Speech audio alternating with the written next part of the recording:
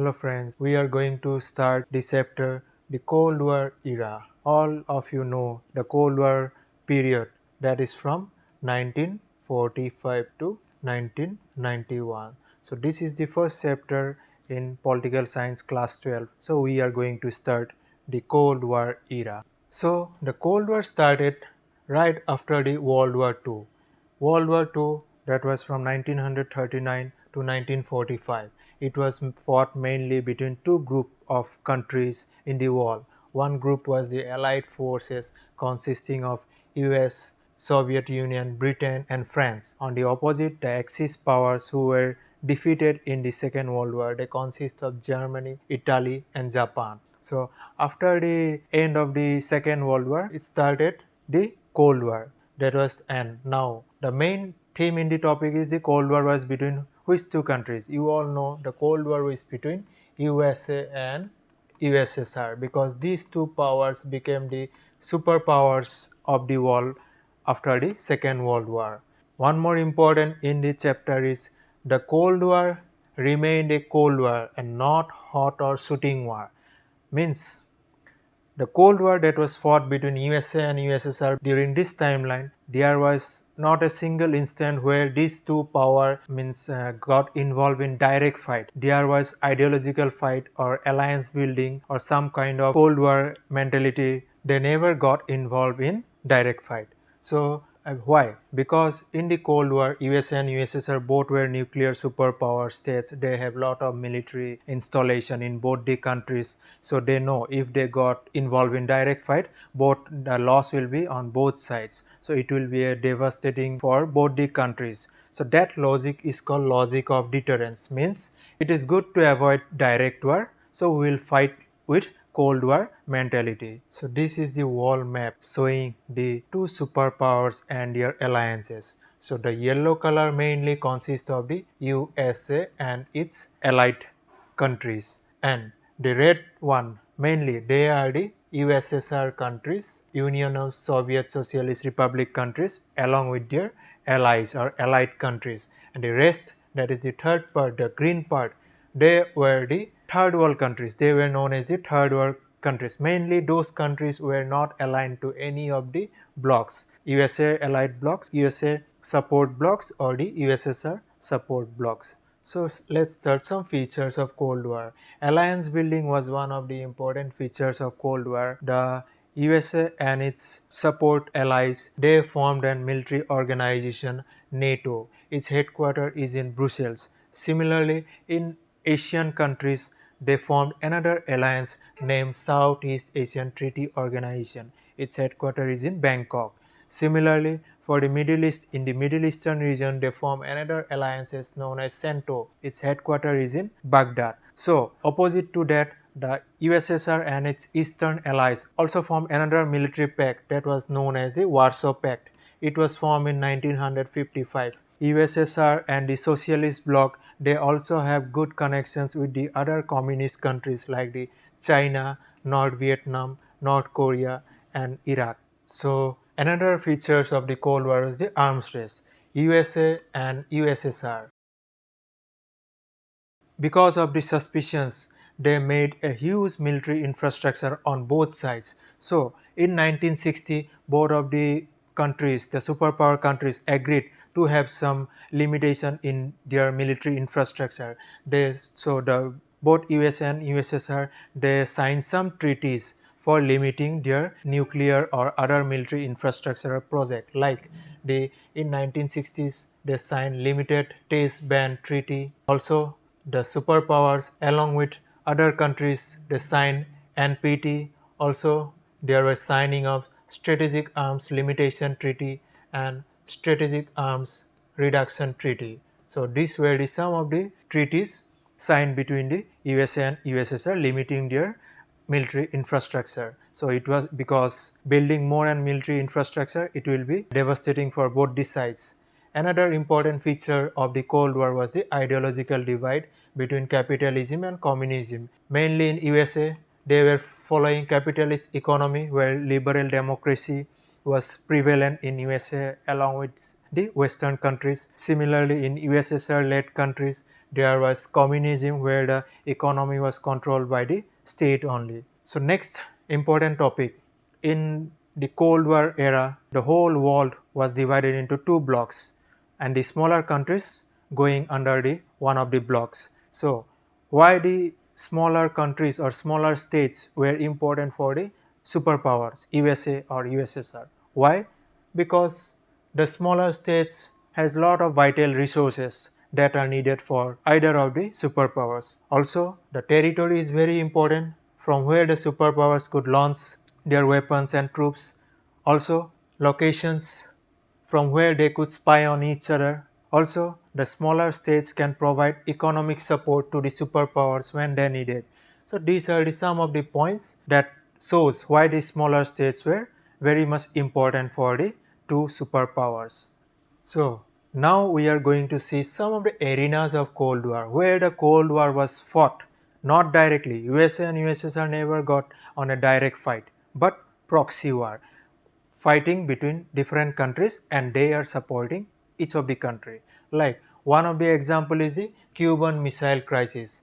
Cuba is located in the northern, between the North America and South America. So Cuba was mainly a communist country, and here in Cuba there was help from USSR for nuclear ballistic missiles installation. So that was intercepted by the USA. So in Cuban Missile Crisis 1962, there was almost a direct fight was possible in USA and USSR, but it was avoided because of the intervention from the President of USA and the leader of the USSR. So again, another arena of Cold War is the Berlin crisis.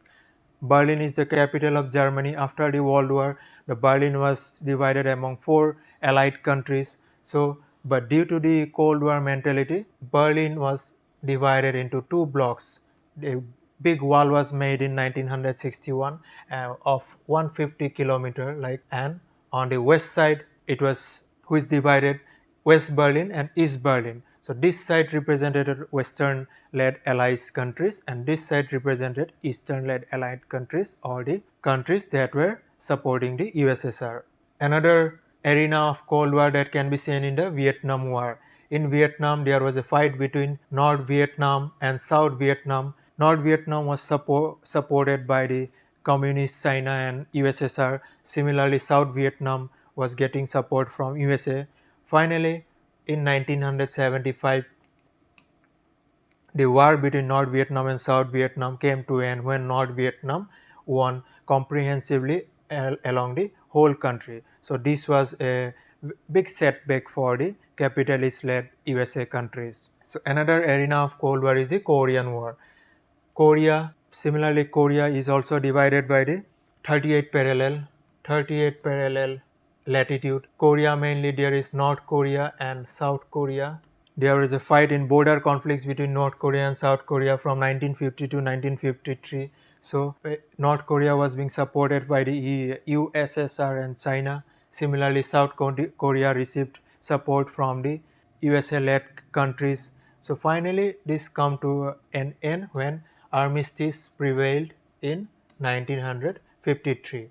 Another arena of Cold War is the Congo crisis. After the Belgium people left Congo, so there was a mutiny within the Congo. So there was a mutiny among the people and also against the white people. So that two group was formed and one of the groups were being supported by the either of the superpowers. So that was one of the arena of the Cold War. Similarly, Afghanistan war, USSR invaded Afghanistan in 1979. So opposite to that, the USA-led allied countries, they were supporting one faction against the USSR invasion. So it led to the formation of extremist group Mujahideen. So these are the few arenas of Cold War where USA and USSR fight not directly but through proxies. So where is our country India stand? We all know India didn't join any of the superpowers or their allied groups, but India formed an independent alliance that was named as non-allied movement. It was formed in 1961, where the first meeting was held in Belgrade. So it is said 5 leaders of 5 countries are the 5 founders of the non-allied movement: Yugoslavia leader, Egypt's leader, India's leader, Indonesia, and Ghana. So these 5 leaders are said to be the 5 founders of the non-allied movement. So what was the main purpose of non-allied movement, or what was the main features of non-allied movement? Is that they will not side with any of the superpowers, but they will be very active in world politics. They will not follow isolationism, or they will not follow neutrality. They will have good relations with both the superpowers, but they will not side with any one particular superpowers. So in 1972, United Nations Conference on Trade and Development published a report where it was said that there must be some importance, some policies must be created for the development of the least developed countries, like mainly in the African region, South American region, Asian region, because in the Cold War era they were being neglected. So what were some of the viewpoints that were listed in the report? It includes the LDCs. They must have good control, they must have the superior control over their natural resources. They must get the accession to the western markets for trade, and their trade must be more beneficial for those LDC countries. Also, they must get technology from the west at a much reduced price. Also, the LDC countries, or the leaders of the LDC countries, must have a greater role in international economic institutions. So these are some of the viewpoints in the report. So this is the last topic in the chapter, India and Cold War. So India was following the non-allied movement or non-allied policy during the Cold War. These are some of the points where by not aligning to any of the superpowers, how it was beneficial for India.